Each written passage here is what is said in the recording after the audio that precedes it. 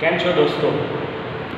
શ્રુતિ 2020 webinar lecture સિરીઝના ત્રીજી શૃંખલામાં આપણે મારું પીએચડી સંશોધન કાર્ય એ હેઠળ જુદા જુદા સમાજશાસ્ત્રીઓએ એમનું પીએચડી કાર્ય કર્યું છે એ એક વક્તવ્ય રૂપે તમારી સમક્ષ મૂકવામાં આવે છે. આપણે પ્રાધ્યાપક ડૉક્ટર ગૌરાંગ જાનીને પણ સાંભળ્યા, પછી પલ્લવિકાબેન ભટ્ટને પણ સાંભળ્યા, અને આજે આપણે સાંભળવાના છીએ ડૉક્ટર મૌસમ ત્રિવેદી. હા દોસ્તો, મૌસમ ત્રિવેદી એ વીર નર્મદ દક્ષિણ ગુજરાત યુનિવર્સિટીના સમાજશાસ્ત્ર વિભાગની અંદર મદદનીશ પ્રાધ્યાપક આસિસ્ટન્ટ પ્રોફેસર તરીકે સેવારત છે. મૌસમ ત્રિવેદી એક યુવા સમાજશાસ્ત્રી તરીકે સમાજને જુદી જુદી રીતે સમજવાની હોય અને એ સમજણને વિકસિત કરી અને સામાજિક વિકાસ તરફ જવાનું હોય, સ્ત્રી પુરુષ સમસ્યાઓ જે હોય અસમાનતાની એને નિર્મૂલન કરવાનું હોય, તો આદિવાસી શિક્ષણ સાથે કેવા કેવા પ્રશ્નો છે એની જે સમજવાની જે આખી વાત છે એ પણ સરસ મજાની રીતે રજૂ કરે છે. સમાજશાસ્ત્રીઓ માટે એક ગૌરવ અને આનંદની બાબત એ પણ છે કે મૌસમ ત્રિવેદી ફૂલછાપ નામના બહુ જ પ્રતિષ્ઠિત અખબારની અંદર નિયમિત રીતે કટાર લેખન પણ કરે છે. વનિતા વિજ્ઞાન નામની તેમની જે શ્રેણી છે દર અઠવાડિયે પ્રસિદ્ધ થાય છે, એની અંદર જુદી જુદી ક્ષેત્રની મહિલાઓ છે, એ મહિલાઓની યશોગાથાઓ, પ્રેરક ઉદાહરણો હોય એમના તરફથી જે મળતા હોય એને વિગતે રજૂ કરવાનું એક સરસ મજાનું કામ કરે છે. આવા પ્રાધ્યાપક ડૉક્ટર મૌસમબેન ત્રિવેદીએ અમદાવાદ શહેરની મહિલાઓ ઉપર સરસ મજાનું કામ કર્યું છે. એ મહિલાઓની વાત એમણે એમના સંશોધન શીર્ષકની અંદર આ રીતે કરી છે: અમદાવાદ શહેરમાં મહિલા શિક્ષણની સદી 1911થી 2011, એટલે એક સદી દરમિયાન મહિલા શિક્ષણની સ્થિતિ કેવી હતી, મહિલા શિક્ષણની દિશા અને દશા કઈ રીતે બદલાતી ગઈ અને કેવી રીતે મહિલા શિક્ષણનું વધુને વધુ ચલણ અસ્તિત્વમાં આવ્યું, એના પ્રારંભિક તબક્કાથી માંડીને 2011 એટલે કે 21મી સદી સુધીમાં કેવું પરિવર્તન ઝીલાયું છે એની સરસ મજાની વાત તેમણે એમના પીએચડી સંશોધન કાર્યમાં કરી છે. તો મિત્રો, આજે આપણે ડૉક્ટર મૌસમ ત્રિવેદી કે જેઓ વીર નર્મદ દક્ષિણ ગુજરાત યુનિવર્સિટીમાં આસિસ્ટન્ટ પ્રોફેસર તરીકે સમાજશાસ્ત્ર વિભાગમાં સેવા આપે છે, તેમના સંશોધન કાર્યની વિગતો તેમના જ સ્વમુખે સાંભળશું. થેન્ક યુ દોસ્તો. નમસ્તે વિદ્યાર્થી મિત્રો. આજે હું તમારી સાથે મારા પીએચડીના સંશોધન કાર્ય સાથે જોડાયેલા જે પણ મારા સંસ્મરણો છે એના વિશે વાત કરીશ, અને સાથે મારું પીએચડીનું જે કાર્ય છે એની શરૂઆતથી અંત સુધી એની જે પ્રોસેસ છે એના વિશે હું તમને વાત કરીશ.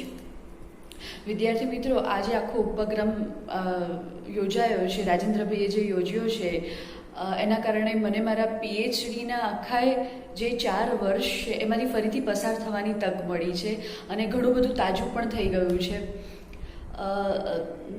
મારો પીએચડીનો જે સંશોધનનો વિષય હતો એ શિક્ષણના સંદર્ભમાં હતો, ખાસ કરીને મહિલા શિક્ષણના સંદર્ભમાં હતો. વિષય કંઈક આવો હતો: અમદાવાદમાં મહિલા શિક્ષણની એક સદી 1911થી 2011, એટલે કે 100 વર્ષનો જે સમયગાળો છે એ 100 વર્ષના સમયગાળાની અંદર અમદાવાદમાં સ્ત્રી શિક્ષણની કેટલો સફળ અથવા તો એમ કહી શકાય કેટલી વૃદ્ધિ થઈ, અને એને હજી પણ એની ક્યાં તપાસી શકવાની, એ શિક્ષણના ઇતિહાસને તપાસવાનો એક પ્રયાસ કર્યો છે. આ આખો સંશોધનનો વિષય છે એ વિષય ખૂબ ઇન્ટરેસ્ટિંગ છે. આમ જોઈએ તો આ વિષયની પાછળ 3 પાસા દેખાય છે. એક શિક્ષણનું પાસું રહેલું છે, બીજું જેન્ડરનું પાસું રહેલું છે, અને ત્રીજું ઇતિહાસનું પાસું રહેલું છે. એટલે સ્ત્રીઓની વાત શિક્ષણના સંદર્ભમાં આપણે ઇતિહાસમાં જઈને તપાસવાની છે, અને ઇતિહાસમાંથી આપણે પાછું વર્તમાનમાં આવવાનું છે. તો આ એક સદીનો સમયગાળો છે એ કોઈ પણ સમાજ માટે બહુ જ મહત્ત્વનો હોય છે, અને એક સદી નહીં, દર 10 વર્ષે સમાજ બદલાતો હોય છે. ત્યારે 100 વર્ષના ગાળામાં ગુજરાત અને ખાસ કરીને અમદાવાદ જેવું શહેર, આટલું ધમધમતું શહેર છે, પ્રોગ્રેસિવ પ્રગતિશીલ શહેર છે, એ શિક્ષણના સંદર્ભમાં કેટલું બદલાયું છે, સ્ત્રીઓમાં સંદર્ભમાં કેટલું બદલાયું છે, એ સમજવા માટે આપણને ઉપયોગી થઈ શકશે. બીજી એક મારે વાત કરવી છે તો હું તમને એમ કહી દઉં કે કોઈ પણ વિદ્યાર્થી માટે જ્યારે પીએચડી કરવાની શરૂઆત કરે છે ત્યારે એ એક સ્વપ્ન બરાબર હોય છે. એટલે આપણે એમ જાણે એમ કહીએ કે આપણે ક્યારેય યાત્રા કરવા ગયા હોઈએ ત્યારે યાત્રાની શરૂઆત કરતાં પહેલાં આપણને એક ઉત્સાહ હોય કે ક્યારે હું આ યાત્રા કરું અને કેવી રીતે એની પૂર્તિ કરું. પછી ખરેખર જ્યારે આપણે યાત્રા શરૂ કરીએ ને ત્યારે વચ્ચે આપણે હાંફી જવાય, થાકી જવાય, ક્યારેક આપણને એવું લાગે આપણાથી નહીં થઈ શકે, આપણે ઉપર ચડી શકીશું, નહીં ચડી શકશે, યાત્રા આપણી પૂર્ણ થશે કે નહીં, એવી ઘણી બધી અવઢવો આવ્યા કરે અને ફાઇનલી આપણે આપણા ડેસ્ટિનેશન પર પહોંચીએ ત્યારે આપણને એવું થાય કે નહીં, આપણી આ યાત્રા પૂરી થઈ છે, આપણે આ 4 ધામની યાત્રા પૂરી કરી છે. એવું જ કંઈક આપણી આ પીએચડીની સંશોધન યાત્રાનું જ છે. તમે જ્યારે પીએચડી કરશો ત્યારે શરૂઆતમાં એડમિશન મળશે ત્યારે તમને એક ઉત્સાહ આવે કે નહીં, મારે તો પીએચડી કરવું હતું ને હવે મને પીએચડીમાં મને એડમિશન મળી ગયું છે. પછી તમે જેમ જેમ કામ કરવાનું શરૂ કરો છો, થોડું વિષયને સમજવાનો પ્રયત્ન કરો છો, ફિલ્ડમાં ક્ષેત્ર કાર્યમાં જવાનું શરૂ કરો છો, એટલે ત્યારે વચ્ચે જે અવઢવો ઉપસ્થિત થાય, જે પ્રશ્નો આવે, ત્યારે તમને એવો વિચાર આવે કે હવે તો આ મારાથી નહીં થઈ શકે, ક્યારે પછે, એવા ઘણા બધા અપ્સ એન્ડ ડાઉન્સ આવ્યા કરે. અને આખરે જ્યારે તમારું પીએચડી પૂરું થાય છે ને ત્યારે તમને એમ થાય છે કે તમે માત્ર ડિગ્રી નથી લેતા, તમે એનાથી પણ આગળ એક નવી સમજ કેળવો છો, સમાજને લઈને, તમારા વિષયને લઈને, લોકોને લઈને, દુનિયાની સમજણ વિશેની અનુભવો તમારા બહુ જ બોલતા થઈ જાય છે.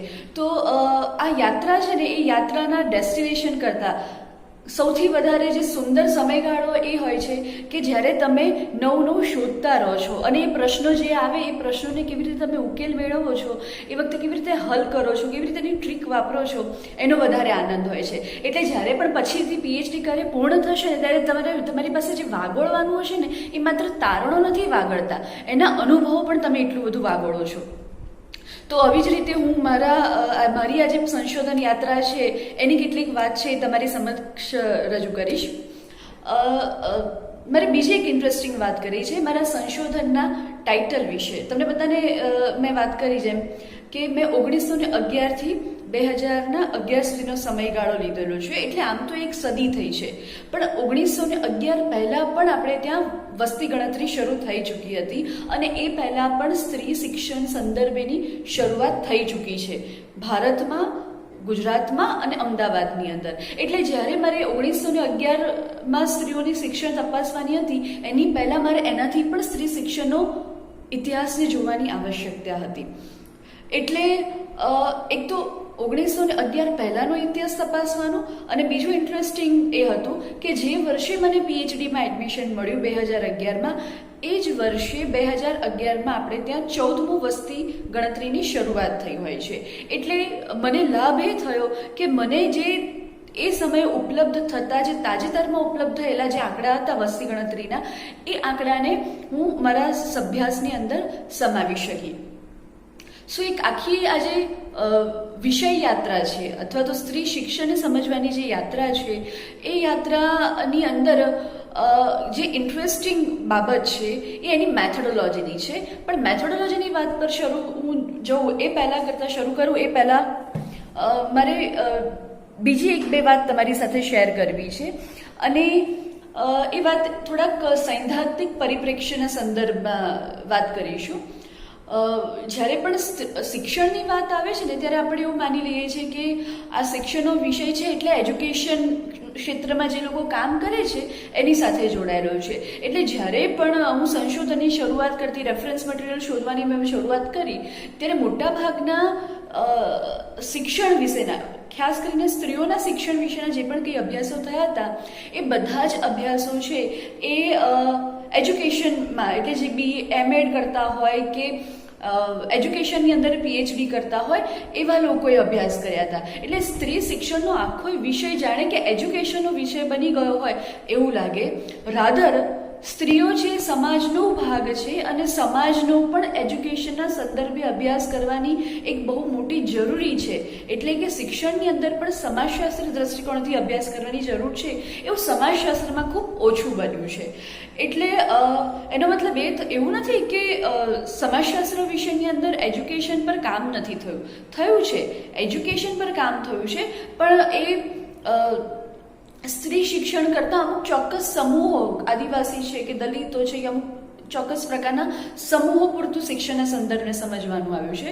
પણ સ્ત્રી શિક્ષણના સંદર્ભે સમાજશાસ્ત્રીય દ્રષ્ટિકોણથી સમજવાની વાત, જે પ્રયત્નો છે એ ખૂબ ઓછા થયા છે. તેમ છતાં પણ એવા અનેક જાણીતા અભ્યાસો છે કે જેણે સમાજશાસ્ત્રી અંદર શિક્ષણ સંદર્ભે અભ્યાસો થયા હોય. ખાસ કરીને આઈપી દેસાઈ છે, MS ગોરે છે, સુમા ચિટનીસ છે, આ બધાએ શિક્ષણના સમાજશાસ્ત્રો ઉપર કામ કર્યું છે. અને NCERTનો એક બહુ જ મહત્વનો અભ્યાસ છે એ MS ગોરે, સુમા ચિટનીસ અને આઈપી દેસાઈએ ત્રણેય ભેગા મળીને કરેલો છે. પણ શિક્ષણના સમાજશાસ્ત્રની જે શરૂઆત છે ભારતની અંદર, જો આપણે જરા સમજવાનો પ્રયત્ન કરીએ તો લગભગ 1800 હું ભૂલતી ના હોઉં તો સ્વતંત્રતા પછી શરૂ થયો છે. 1863ની આસપાસ શરૂ થયો હતો. હવે આ જે અભ્યાસ છે એના પછી ગુજરાતમાં જે જાણીતો શિક્ષણના સમાજશાસ્ત્ર પર જેમણે કામ કર્યું છે એ છે બુદ્ધિશચંદ્ર શાહ, કે જેમણે ગુજરાતમાં શિક્ષણના સમાજશાસ્ત્ર પર કામ પણ કર્યું છે. અને બહુ જ જાણીતું એક પુસ્તક છે શિક્ષણના સમાજશાસ્ત્રનું, યુનિવર્સિટી ગ્રંથ નિર્માણ બોર્ડનું, એ પુસ્તક પણ એમણે પ્રકાશિત કર્યું છે. તો પ્રારંભિક સમજ માટે એ પુસ્તક આપણને સૌને ઉપયોગી બની રહ્યું છે. શિક્ષણના સમાજશાસ્ત્રની જે આખી વાત છે એ બેઝિકલી જો સૈદ્ધાંતિક પરિપ્રેક્ષ્યથી આપણે સમજવાનો પ્રયત્ન કરીએ ને તો દુર્ખાઇમ જે છે એણે શિક્ષણના સમાજશાસ્ત્ર વિશેની વાત કરી છે. એણે શિક્ષણનું મહત્વ સમજાવ્યું છે અને એ સમજાવતી વખતે કાર્યાત્મક દ્રષ્ટિકોણને ધ્યાનમાં રાખે છે, ફંક્શનલ પર્સ્પેક્ટિવને ધ્યાનમાં રાખે છે. એટલે કે શિક્ષણ કેમ જરૂરી છે સમાજને? તો સમાજના સભ્ય તરીકે માનવી છે, સમાજને અનુરૂપ થાય, સંસ્થા સાથે જોડાયેલો રહે, શિસ્ત કેળવાય એનામાં, અને એક સંવાદિતતા જળવાઈ રહે, જે સમાજ અને શિક્ષણ સાથે નવું જે એને સાથે નવી તૈયાર થતી જે પેઢી છે એ સમાજને અનુરૂપ બની રહે, એના માટે એણે આ ફંક્શનલ પર્સ્પેક્ટિવથી સમજાવ્યું છે. પણ જેમ સમયગાળો જાય છે એમ શિક્ષણને માત્ર ફંક્શનલ પર્સ્પેક્ટિવથી સમજવાની વાત નથી આવતી. એટલા માટે કારણ કે જ્યારે સંવાદિતતાની વાત આવે છે, શિક્ષણ સાથે જોડાયેલી જૂથ તાદાત્મ્યની વાત આવે છે, ત્યારે ઘણા બધા લોકો એવા હોય છે કે જે સમાજમાં જૂથ તાદાત્મ્ય નથી સાધી શકતા, અથવા તો જે શિક્ષણથી આપણે એવું માની લઈએ છીએ કે એનાથી આવી જાય છે, એવું નથી હોતું. એવું કેમ નથી થતું? કારણ કે સમાજમાં જે શિક્ષણ છે એ શિક્ષણ પણ અમુક ચોક્કસ વર્ગ, સમુદાય, જાતિ, ભાષા બોલતા ને પૂરતા લોકો સુધી સીમિત રાખવામાં આવ્યો છે. અને એ બધાનું પરિણામ છે એક સંઘર્ષમાં બને છે. એટલે અમુક ચોક્કસ વર્ગને સમાજમાં વધારે બેનિફિટ્સ મળે છે, પછી શિક્ષણ ન હોય કે કોઈ બીજા આર્થિક હોય. તો આ રીતે સમજવાની જે વાત શરૂ થાય છે એની અંદર શિક્ષણની જે ફંક્શનલ પર્સ્પેક્ટિવ હતો એમાં સંઘર્ષનો દ્રષ્ટિકોણ પણ ઉમેરાય છે. અને માર્ક્સવાદી દ્રષ્ટિકોણે પણ શિક્ષણને સમજવાની શરૂઆત થાય છે. અને જેની અંદર આપણે ખાસ કરીને સ્ત્રીઓને જોઈ શકીએ કે સમાજમાં વર્ષો સુધી સ્ત્રીઓ છે એને શિક્ષણ માટે સંઘર્ષ મેળવવા માટે પ્રયત્ન કરવા પડ્યા છે. અને આ માત્ર અમદાવાદ કે ભારતના સ્ત્રીઓની વાત નથી, દુનિયાભરની સ્ત્રીઓએ શિક્ષણ મેળવવા માટે સંઘર્ષ કરવો પડ્યો છે અને ત્યારે જઈને એમને આ શિક્ષણનો અધિકાર મળ્યો છે. તો આપણે જે પણ કંઈ શિક્ષણ મેળવી રહ્યા છે એની પાછળ અનેક સ્ત્રીઓની બહુ લાંબી ફાઇટ રહેલી છે, એક લાંબો સંઘર્ષ રહેલો છે, ત્યારે એનો લાભ છે આપણે આજે મેળવી રહ્યા છીએ. તો જ્યારે આ શિક્ષણના સમાજશાસ્ત્ર પર અભ્યાસ કરવાની શરૂઆત કરી અને ખાસ કરીને સ્ત્રીઓના શિક્ષણ સંદર્ભે અભ્યાસની શરૂઆત થઈ, ત્યારે સૌથી પહેલાં તો એવો પ્રશ્ન વિચાર આવે કે આખા 100-150 વર્ષનો ઇતિહાસ આલેખવાનો છે અને આખું વિષય છે એ તો ઐતિહાસિક દ્રષ્ટિકોણ માંગી લેવો છે, ઐતિહાસિક સમજ માંગી લેવો છે. તો એના માટે રિસર્ચ મેથોડોલોજી આપણે કઈ પસંદ કરવી, કયા પ્રકારની સંશોધન પદ્ધતિ આપણને ઉપયોગી બની રહે? તો મિત્રો હું એમ કહીશ કે આ જે અવઢવમાંથી પસાર થતી હતી ત્યારે મને મારા માર્ગદર્શક છે ડૉક્ટર ગૌરંગ જાની સાહેબ, એમણે મને ઘણું માર્ગદર્શન આપ્યું અને એમણે મને ત્યારે વાત સમજાવ્યું કે આ ઐતિહાસિક દ્રષ્ટિકોણ છે, એટલે સંશોધનની શરૂઆત કરતાં પહેલાં તો તારે ઘણી બધી ઐતિહાસિક માહિતીને તારે સમજવી પડશે, વાંચવી પડશે અને સૌથી વધારે તારે લાઇબ્રેરી યુઝેજ વધારવો પડશે. અને એના માટે એમ કરતાં જ્યારે મારી ઐતિહાસિક થોડીક સમજ પાકી થઈ પછી મેં એકચ્યુઅલી એમ કહી શકું કે મેં સંશોધનની શરૂઆત કરી, કે મારું લખવાની શરૂઆત કરી હશે. તો મારી જે સંશોધન પદ્ધતિ નક્કી કરી એની અંદર મેં ગુણાત્મક માહિતીને વધારે પ્રાધાન્ય આપ્યું, એઝ વેલ સંખ્યાત્મક માહિતીને પણ એટલું જ પ્રાધાન્ય આપ્યું. પણ સંખ્યાત્મક માહિતીમાં આંકડાઓમાં ઉલઝવાની ઉલઝી જવા કરતાં મેં સૌથી વધારે તો પ્રયત્ન એવો કર્યો કે પહેલાં તો ઐતિહાસિક દ્રષ્ટિકોણથી હું વધારે સમજ મેળવું. એટલે ગુણાત્મક માહિતી મેળવવા માટે અનેક પ્રકારના પુસ્તકો છે, એ પુસ્તકો અહેવાલોને ધ્યાનમાં લીધા. ખાસ કરીને ઘણી બધી આત્મકથાઓને 19th સેન્ચુરીઝને early 19th સેન્ચુરીની early 20th સેન્ચુરીની અંદર લખાયેલી જે આત્મકથાઓ હતી એવી આત્મકથાઓનો ઉપયોગ કર્યો, અહેવાલોનો ઉપયોગ કર્યો છે. અને એવા પુસ્તકો છે કે જે ઇતિહાસના સંદર્ભમાં શિક્ષણને સમજાવતા છે, એવા નિબંધો છે, એનો ઉપયોગ કર્યો છે. આ પ્રકારના જે ગુણાત્મક પ્રકારની માહિતીની જે ભેગા કરવા માટે જે પુસ્તકો વાંચ્યા એની સાથે સાથે એક બહુ જ મહત્ત્વની જે રિસર્ચ મેથોડોલોજીનો ઉપયોગ કર્યો છે મેં. અને મને કહેતા આનંદ અને ગર્વ બંને થાય છે કે ભારતમાં તો મને કદાચ ખ્યાલ નથી, પણ ગુજરાતમાં તો આ પ્રકારે સંશોધન કર્યું હશે એવું કદાચ ભાગ્યે જ બન્યું હશે, અથવા તો નહીં જ બન્યું હોય, મારું માનવું છે. એના માટે જે તાજેતરની લેટેસ્ટ પ્રકારની માહિતી જે ઉપયોગ મેળવવા માટે જેનો ઉપયોગ કર્યો છે એ છે જ્ઞાતિની ડિરેક્ટરી અથવા તો લગ્નની પસંદગીની પરિચય પુસ્તિકાઓનો અભ્યાસ કર્યો છે. મિત્રો, આપણે ત્યાં છેલ્લા 10-15 વર્ષથી ઘણી બધી જ્ઞાતિઓ છે, જ્ઞાતિઓ પોતાના જ્ઞાતિના સભ્યોની એક પરિચય પુસ્તિકાઓ, કુટુંબીજનોની પરિચય પુસ્તિકાઓ બહાર પાડે છે, જેમાં કુટુંબના દરેક સભ્યોનું નામ હોય છે, ઉંમર હોય છે, શૈક્ષણિક સ્થિતિ હોય છે, આ બધું જ લખેલું હોય છે.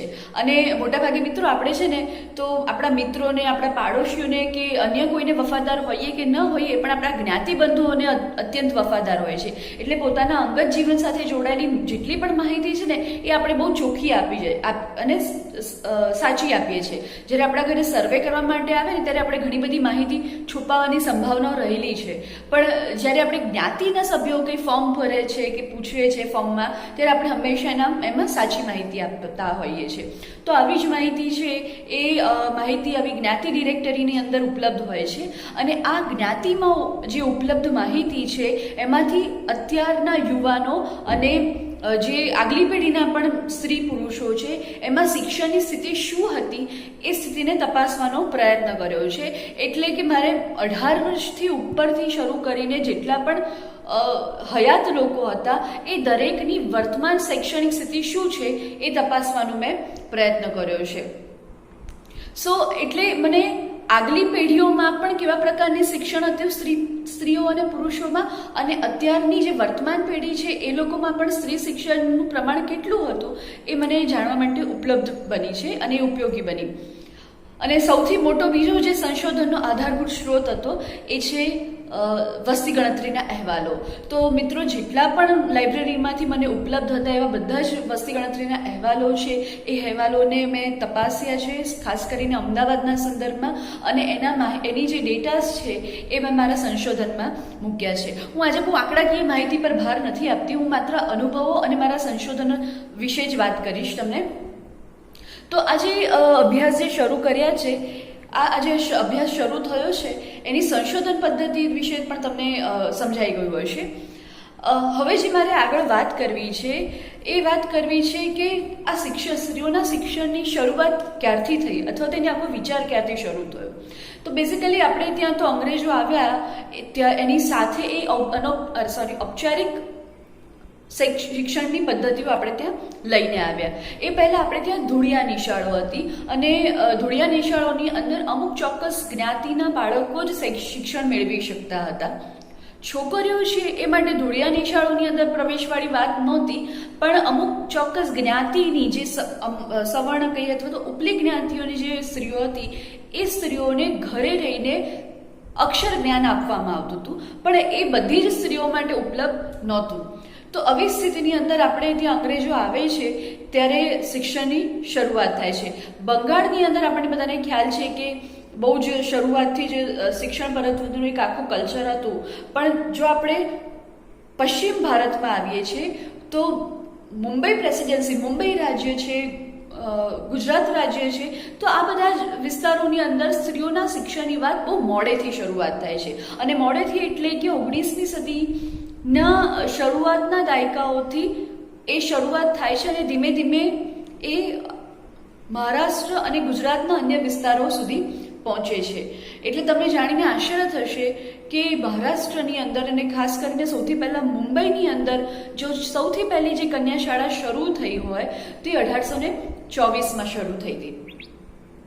આ એક અમેરિકન મિશનરી સોસાયટીએ શરૂ કરેલી એક કન્યા શાળા હતી. એટલે કે ખ્રિસ્તી મિશનરી એ શાળાને, કન્યાઓની શાળાઓને અભ્યાસ કરાવતી હતી. પછી જે આપણે ત્યાં શાળા શરૂ થાય છે એ ગુજરાતની અંદર અમદાવાદ શહેરની અંદર થાય છે.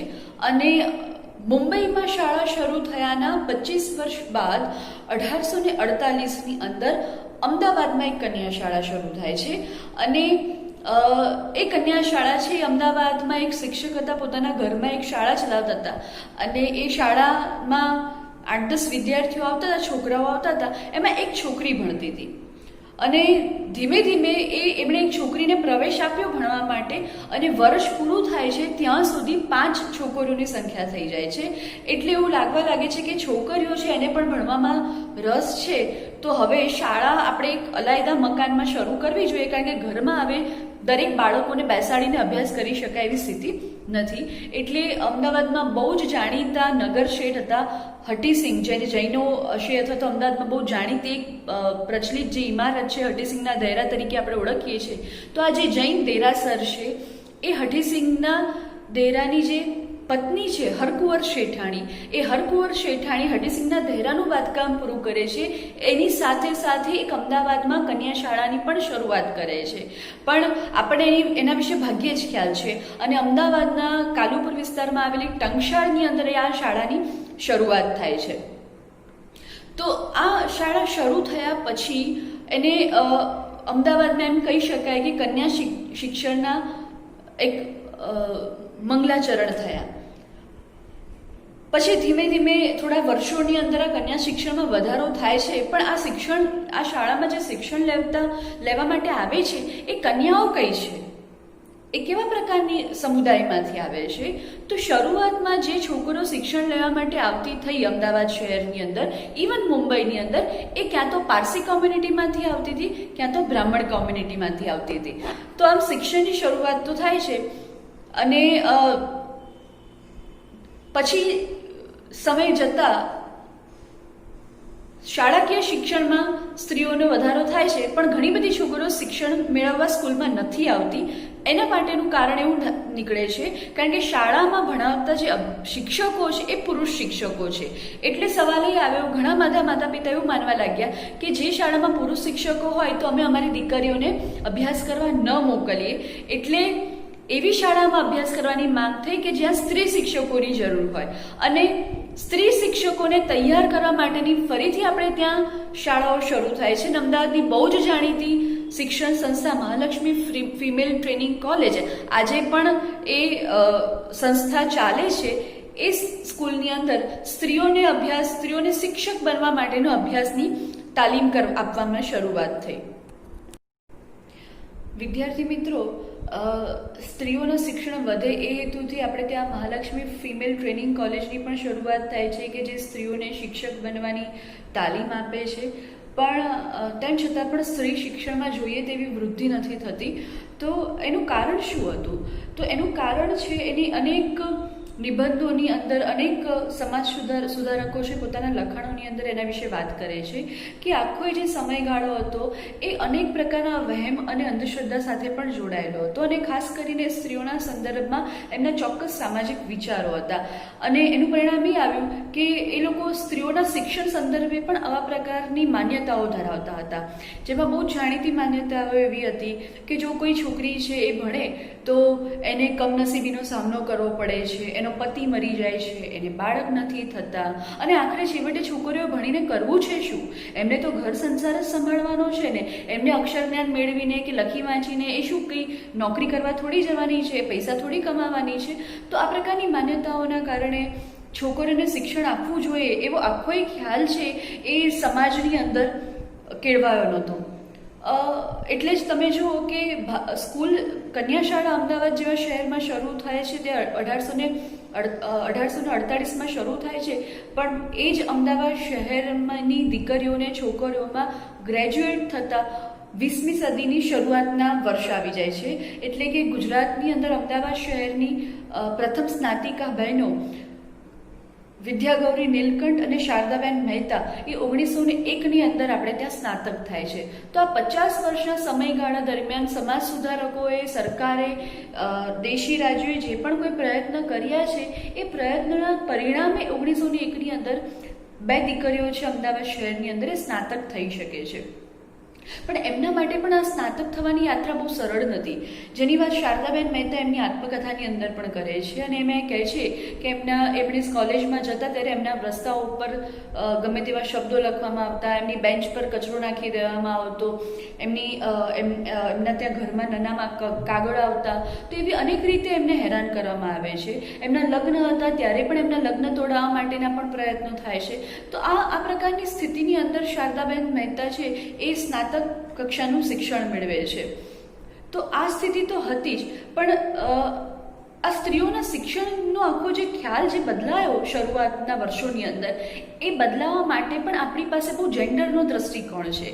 એટલા માટે જેન્ડરનો દ્રષ્ટિકોણ જરૂરી બને છે કારણ કે જેમ જેમ છોકરીઓને શિક્ષણ આપવાની શરૂઆત થઈ એ 50 વર્ષોના ગાળામાં, એ 50 વર્ષોના ગાળાઓમાં ભારત, ગુજરાત અને અમદાવાદ જેવા શહેરોના જે યુવાનો હતા એ પણ શિક્ષણ મેળવવા લાગ્યા હતા. હા, પણ આ શિક્ષણ મેળવવાનો વર્ગ છે હજી પણ અમુક ચોક્કસ જ્ઞાતિમાંથી આવતો હતો, ઉપલી જ્ઞાતિમાંથી આવતો હતો, અમુક પ્રકારના ધર્મ અને વ્યવસાય સાથે જોડાયેલા લોકોમાંથી આવતો હતો. એટલે એ લોકોને એવું લાગવા લાગ્યું કે એ છોકરાઓ છે એ જ્યારે અભ્યાસ કરે છે ત્યારે એમની પાસે એક સામે બીજું મોડલ તૈયાર થયેલું હતું, અને એ બ્રિટિશ મોડલ હતું. કારણ કે એ સમયગાળા દરમિયાન બ્રિટિશરો અથવા તો ભણેલા ગણેલા વર્ગની જે પત્નીઓ છે એ પણ રાજકારણની અંદર વાત કરતી, સારી રીતે વાત કરી શકતી અને બીજા વિષયોમાં રસ લઈ શકતી, ઘરેલું કે કૌટુંબિક વિષયોથી બહાર બીજા વિષયોની ચર્ચામાં પડી શકતી. એટલે જે નવા ભણેલા ગણેલા યુવાનો છે એમને પણ એવું થાય છે કે અમારે પણ બહુ ભણેલી ગણેલી છોકરીઓ જોઈએ છે.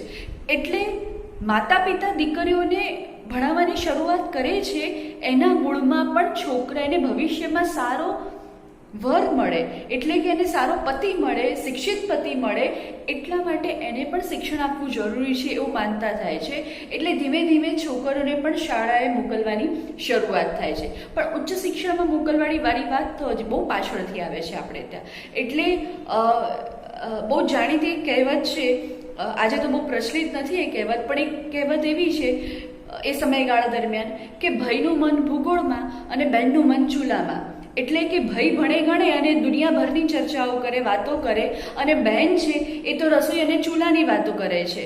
એટલે કે એવી દીકરીઓ, એવી છોકરીઓ નહીં ચાલે. એ ભાઈની જેમ ચર્ચા કરી શકે, વાદ વિવાદમાં ઉતરી શકે એવી છોકરીઓની જરૂર છે. એટલે એવા પતિની સાથે અથવા તો એવો એને સારો પતિ મળે, ભણેલો પતિ મળે, એના માટે દીકરીઓને ભણાવવાની શરૂઆત થાય છે.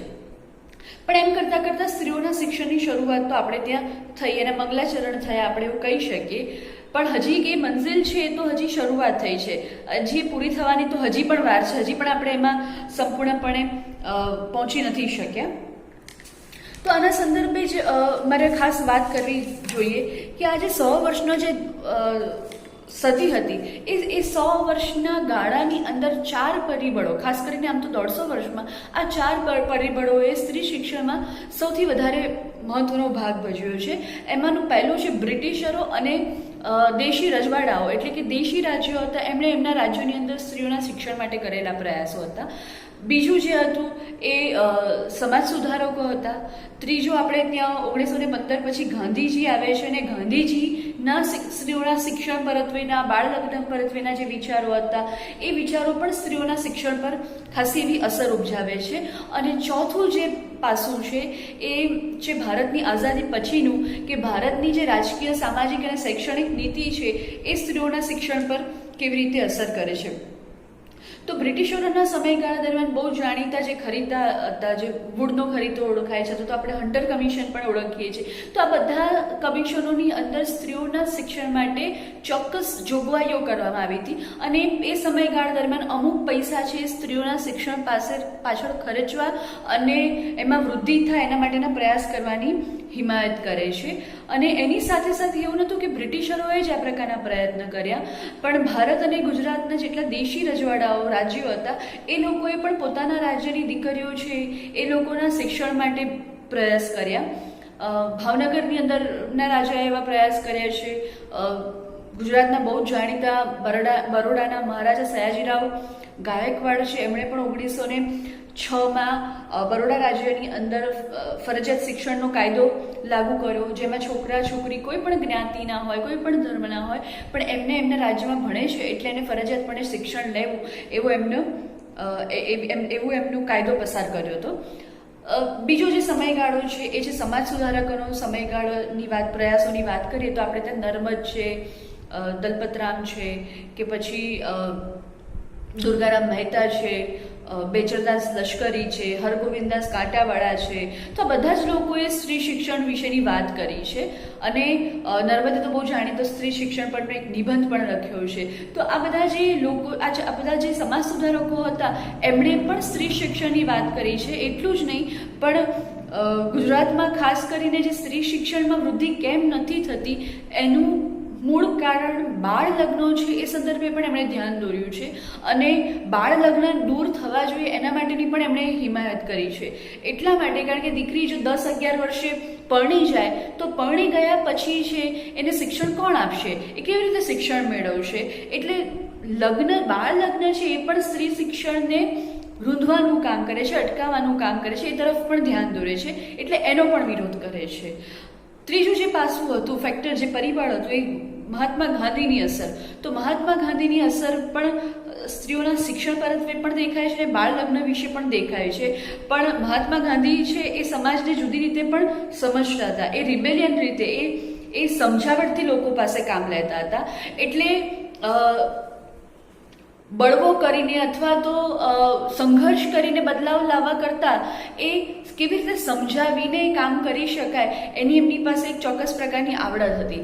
એટલે જ બાળ લગ્ન એમને ખ્યાલ હતું કે ગમે તેટલે બાળ લગ્નની વાત કરીશું પણ ઘણા બધા લોકો બાળ લગ્નનો વિરોધ કરતા હોવા છતાં પણ સમાજમાં બહુ વ્યાપક હતા. એટલે સ્ત્રી શિક્ષણ અટકે નહીં. એટલે ઘણી જગ્યાએ એવું પણ કહે છે કે સ્ત્રીઓને શિક્ષણ આપવાનું કામ કોનું છે, તો કે એમના પતિનું છે. એટલે કે જે દીકરીઓ, જે સ્ત્રીઓ પરણી ચૂકી છે, જે બાળકીઓ પરણી ચૂકી છે, બાળકીઓના શિક્ષક બનવાનું કામ છે એમના પતિએ કરવાનું છે અને એમને અભ્યાસ કરવાનો છે. તો મહાત્મા ગાંધીજીએ પણ સ્ત્રીઓના શિક્ષણ માટે બહુ જ પ્રયાસ કર્યા છે. અને ચોથું જે છે એ સરકારી પ્રયત્નો જે ભારતની આઝાદી પછી થયા હોય. એટલે ભારતની આઝાદી પછી આપણે ત્યાં જુદા જુદા શિક્ષણ પંચ નિમાયા છે, કોઠારી કમિશન છે, કે 1986ની શિક્ષણ નીતિ છે.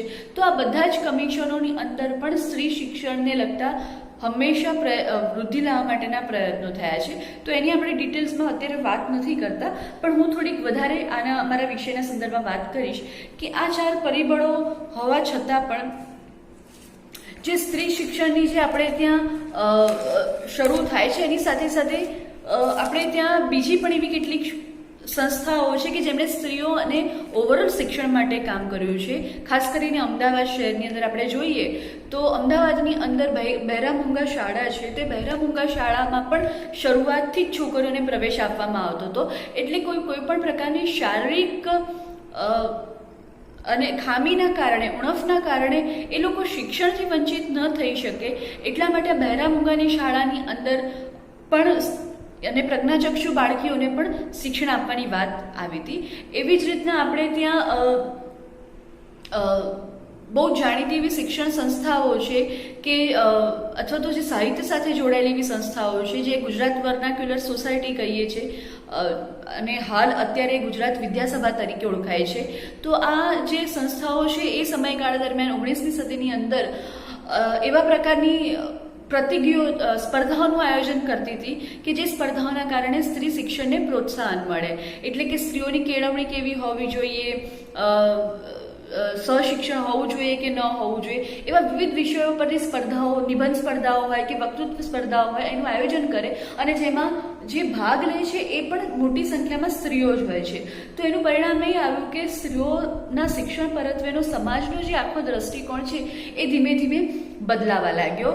પણ જેમ જેમ સ્ત્રીઓમાં શિક્ષણમાં વધારો થતો ગયો એની સાથે સાથે બીજો પ્રશ્ન પણ આપણે ત્યાં ઉદ્ભવ્યો કે સ્ત્રીઓને શિક્ષણ કેવું આપવું, એટલે કે એને કેવા પ્રકારનું શિક્ષણ આપવું. એને બહાર કમાવાની જરૂર તો નથી, પણ એ ઘરમાં રહેશે તો ઘરમાં ઉપયોગી બની શકે એવા પ્રકારનું પણ શિક્ષણ આપવું જરૂરી છે. એટલે સીવણનું છે કે રસોઈ પાકશાસ્ત્રનું છે, સ્વાસ્થ્યનું છે, બાળકોની સંભાળનું છે, તો એવા પ્રકારના વિષયો પણ સ્ત્રી શિક્ષણમાં આવરી લેવા જોઈએ એવી બહુ મોટી માંગ ઉઠી. એટલે શરૂઆતના દાયકાઓની અંદર સ્ત્રીઓને ગણિત છે કે ભાષા છે કે વિજ્ઞાન છે એનું શિક્ષણ તો આપવું જ, પણ એના કરતાં આ પ્રકારના શિક્ષણ ઉપર પણ વધારે ભાર આપવો એવું માનવામાં આવતું. એટલે સ્ત્રીઓના અભ્યાસક્રમ પર ખાસી એવી ચર્ચા થતી એ સમયગાળા દરમિયાન. બીજું જે આપણે ત્યાં સ્ત્રીઓના શિક્ષણ માટેની આખી જે વાત શરૂ થઈ એની અંદર કેળવણી પરિષદ, ગુજરાતી કેળવણી પરિષદ શરૂ જે થઈ 1916ની અંદર, તો આ ગુજરાતી કેળવણી પરિષદની અંદર પણ સ્ત્રીઓના શિક્ષણનો મુદ્દો બહુ જ ચર્ચાસ્પદ રહ્યો અને એની અંદર પણ સ્ત્રીઓના અભ્યાસક્રમના મુદ્દાની પણ ખાસી એવી ચર્ચા કરવામાં આવી. મિત્રો, આટલું બધું થયા હોવા છતાં પણ તમને જાણીને હું ખાલી બે જ આંકડા મૂકીશ, બે જ ડેટા મૂકીશ, તમને સમજાશે કે અમદાવાદ શહેરની અંદર શિક્ષણની વાત કેટલી મહત્વની છે. 1911ની અંદર અમદાવાદ શહેરમાં જે સાક્ષર એટલે કે જે લિટરસી હતી, સાક્ષર સ્ત્રીઓની હતી, એની સાક્ષરતાની ટકાવારી છે એ માત્ર 3% હતી.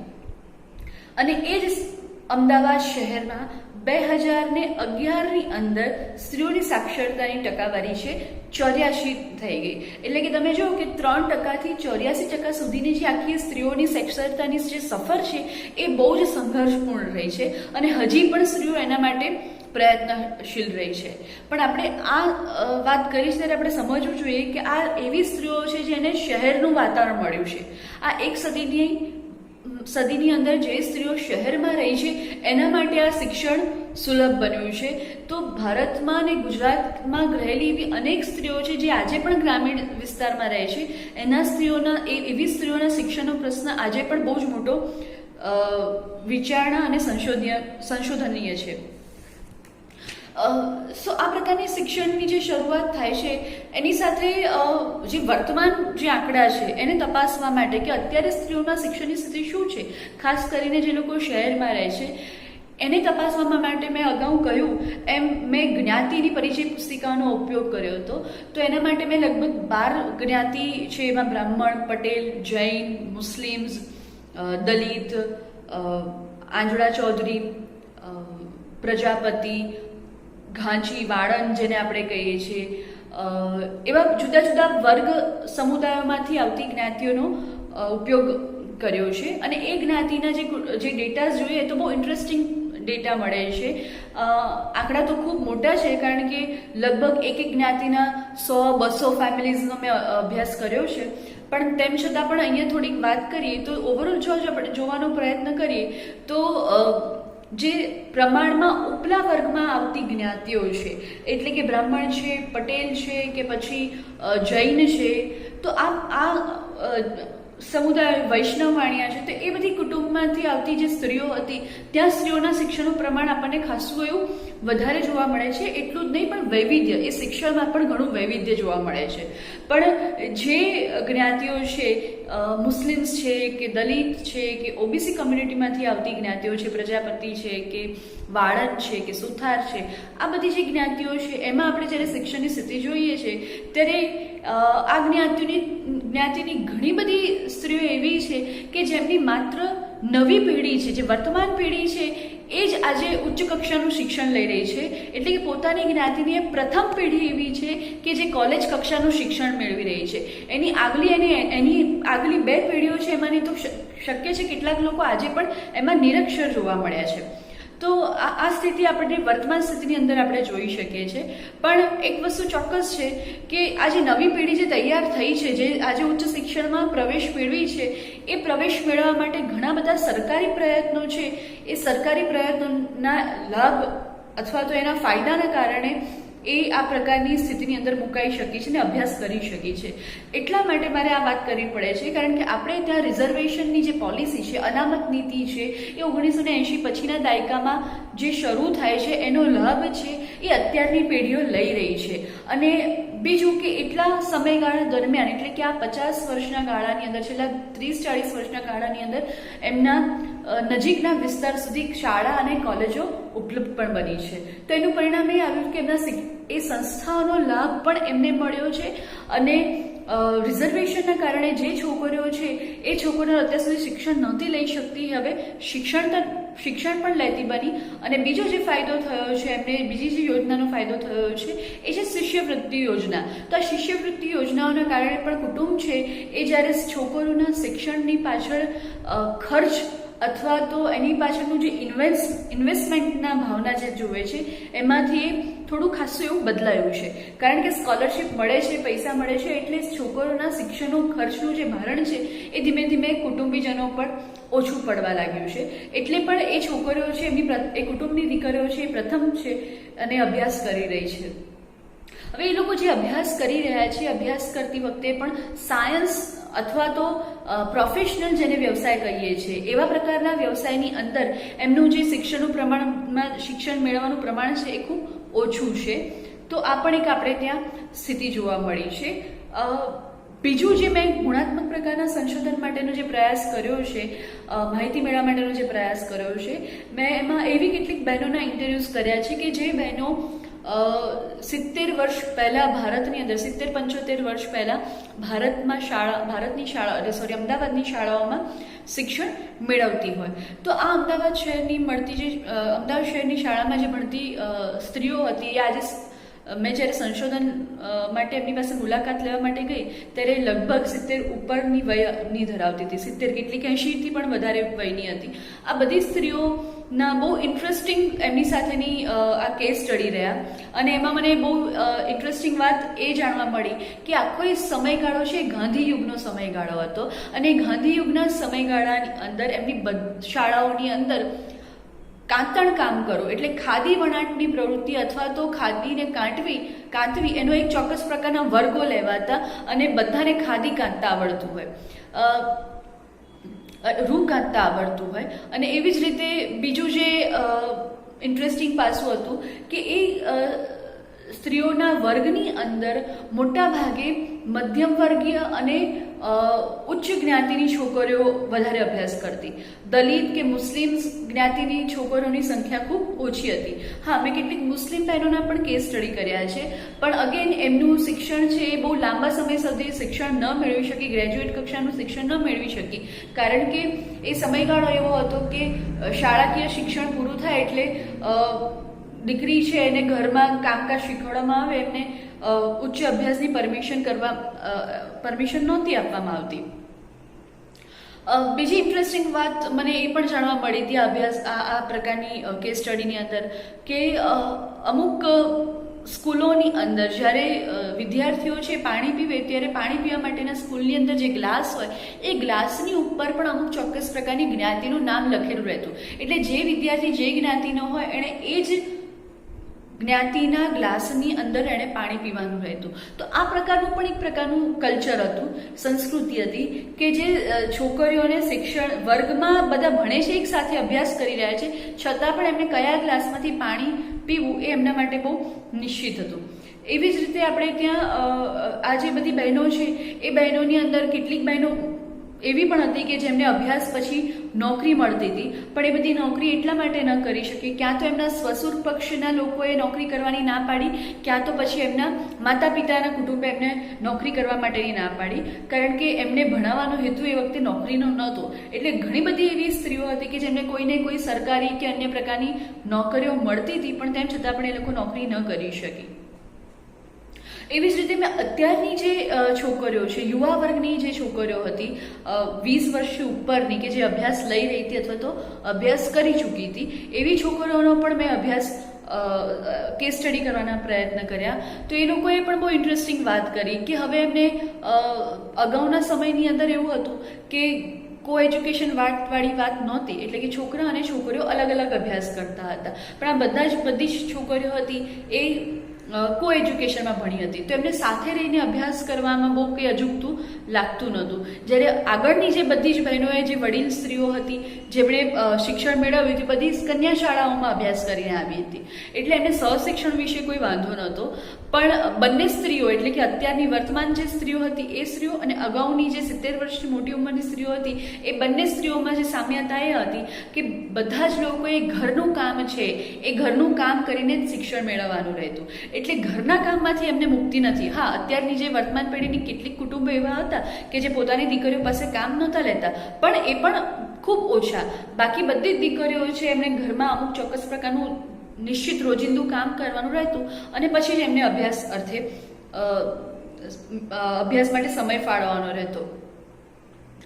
બીજી એક ઇન્ટરેસ્ટિંગ વાત એ પણ મળી કે અગાઉના સમયગાળામાં દરમિયાન એવું પણ હતું કે છોકરી છે એ જ્યારે પીરિયડ્સમાં થાય ત્યારે એણે એ દિવસોએ શાળાએ નહીં જવાનું, એટલા માટે કારણ કે એ વિદ્યાર્થ છે અથવા તો એ દિવસે ભણી ન શકાય એવી પણ એ સમયગાળા દરમિયાન માન્યતાઓ જોવા મળતી હતી.